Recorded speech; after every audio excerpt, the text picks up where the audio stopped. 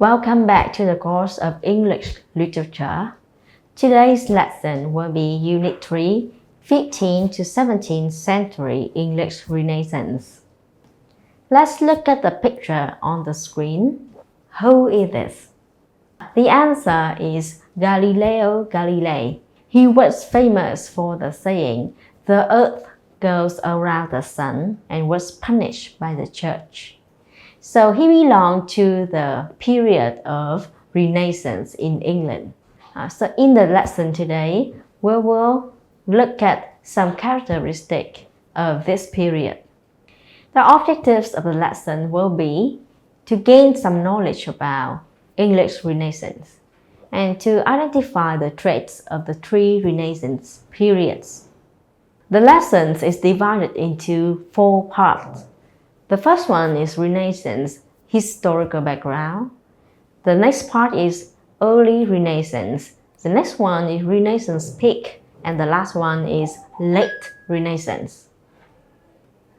Let's start with the term Renaissance. What does this mean? So Renaissance means re and naissance.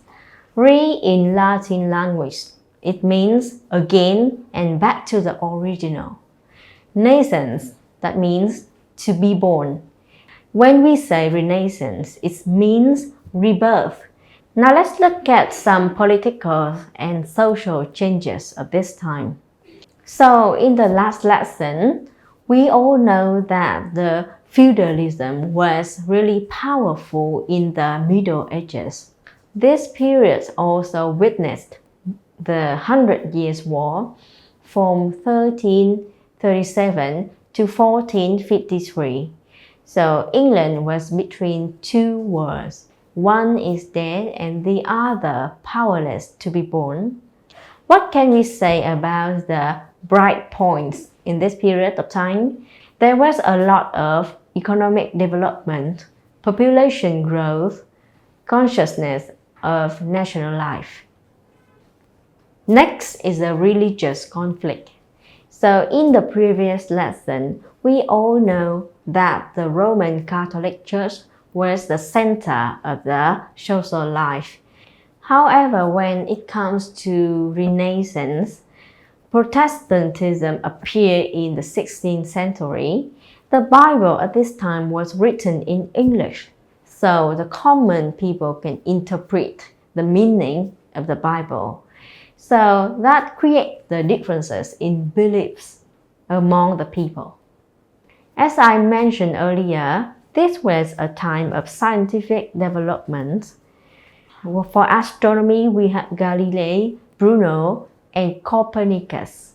For geography, we have the discovery of the New World America by Columbus. And there was also printing press by Caxton as well. Như vậy chúng ta thấy thời kỳ này là một thời kỳ đã diễn ra sau đêm trường Trung Cổ.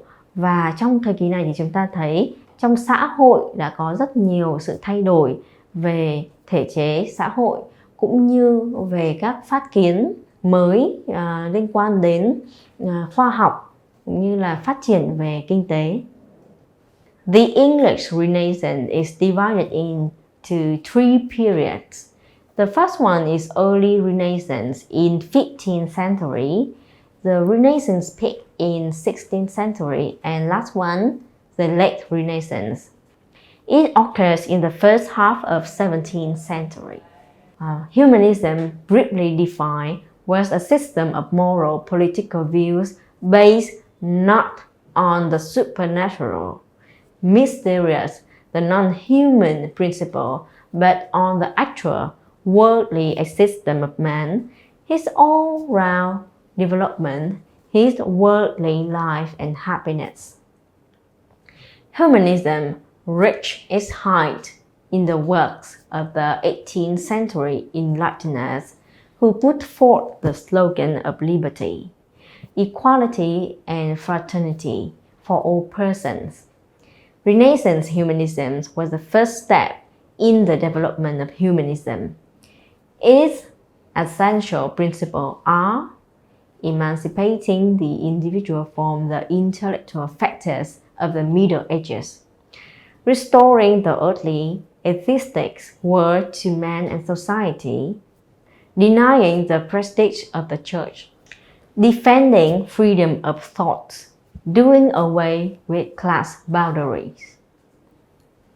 Và như vậy chúng ta thấy rằng do thời kỳ này đã có rất là nhiều sự thay đổi tích cực trong xã hội, điều này cũng dẫn đến một số những đặc điểm mà chúng ta có thể dễ dàng nhìn thấy ở trong các tác phẩm của thời kỳ này. Đó là các tác phẩm thời kỳ này không còn quá chú trọng vào tầm quan trọng của nhà thờ và cũng thể hiện được sự tự do trong tư duy, trong suy nghĩ và sự tự do hơn đối với các tầng lớp xã hội. Thời kỳ này cũng giải phóng con người. Thời kỳ này cũng giải phóng con người khỏi những áp bức, bóc lột và những nỗi khổ mà con người đã phải trải qua trong thời kỳ đêm trường đen tối. Đây cũng là một thời kỳ mà các bạn sẽ thấy rằng có rất nhiều những tài năng và những tác phẩm đã được nở hoa và trở thành những tác phẩm sống mãi với thời gian. Next, we will look at a very famous author of this period. The greatest humanist of this period was Thomas More, who, through his Utopia, gave the image of an equal, free, and democratic society where there was no exploitation of man by man. More's Utopia was the first literary work that conveyed the idea of communism. It was written in Latin and then translated into English. Trong thời kỳ này thì nổi bật có tác phẩm Utopia của tác giả Thomas More. Và trong tác phẩm Utopia chúng ta có thể thấy ông Thomas More đã mô tả một bức tranh về một xã hội công bằng và tự do cho tất cả mọi người. In the Renaissance period, the sonnet was so popular. And the sonnets were also introduced into England in this period by Wyatt and Surrey. A sonnet is a poem of 14 lines confined to a single theme and closely connected metrically by an interlocking scheme. The lines of a sonnet may be grouped either into an octave, a stanza of 8 lines, and a sestet, a stanza of 6 lines, or into 3 quatrains, a stanza of 4 lines and a couplet, a stanza of 2 lines. A sonnet which has an octave and a sestet is called Italian sonnet, and a sonnet with 3 quatrains and a couplet is called English or Shakespearean sonnet. On the screen, you can see an example of a sonnet. Now let's answer my question. Which type of sonnet is this? Read the poem and try to guess how it rhymes. Now, let's analyze the poem. So as you can see, we have 3 quatrains, right? And 1 couplet. So we can go to a conclusion that this one is written in English sonnet style or Shakespearean sonnet. The rhyme scheme will be day goes with May, temperate go with date, shine go with declines. Okay, dim will go with untrained, fade with shade, always to grow it, C with V. So the rhyming scheme will be AB, AB, CD, CD, EF, EF, and GG. The next period of Renaissance is called the Renaissance peak in 16th century. So when we talk about Renaissance peak, we are talking about William Shakespeare, the idol of all time. Now I will introduce some general information about him. Shakespeare's arrival at the theatre in 1588 created a turning point in the development of the English Renaissance. From the first unsteady step, the movement now reached its maturity.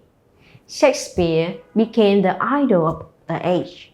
The idol of one age might be related to the lumber room of the next, but Shakespeare is the idol of all time. Khi chúng ta nói về thời kỳ Renaissance Peak, thì tác giả mà tạo nên cái bản sắc của thời kỳ này nổi bật nhất đó chính là tác giả William Shakespeare. Và thời kỳ Renaissance, thời kỳ phục hưng đã đạt được đến thời điểm chín muồi nhất trong các tác phẩm của tác giả này. William Shakespeare was born in 1564 and died in 1616. He was an English poet, and at the same time, he was also a playwright, an actor. He was widely regarded as both the greatest writer in English language and one of the world's greatest dramatists of all time.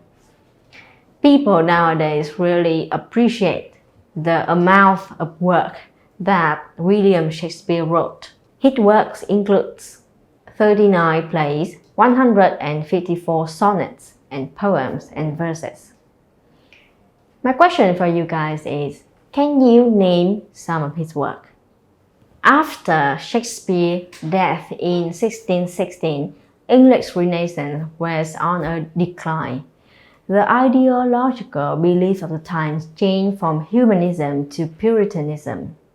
The new ideological weapon of the English bourgeoisie, which kindled a broad revolutionary movement known in history as the English Bourgeoisie Revolution. The final period of Renaissance is called Late Renaissance. And now we will discuss about a famous artist, a famous author of this period. So John Milton was born in 1608 and died in 1674. His works was considered the last word of the English Renaissance. His most famous work is Paradise Lost. The characters include God, Satan, Adam and Eva. Milton sympathized with Adam and Eva and expressed faith in man in his work. There was a saying that in him the splendor of the Renaissance flamed up into a magnificent sunset, and like the sunset was touched by a grave and pensive beauty which was peculiarly its own. Now I will summarize the main points of the lesson. First of all, you learned about the context of English Renaissance. Next, three main periods of English Renaissance and some characteristic and famous artists of the age. That brings me to the end of the lesson, and see you guys in the next one.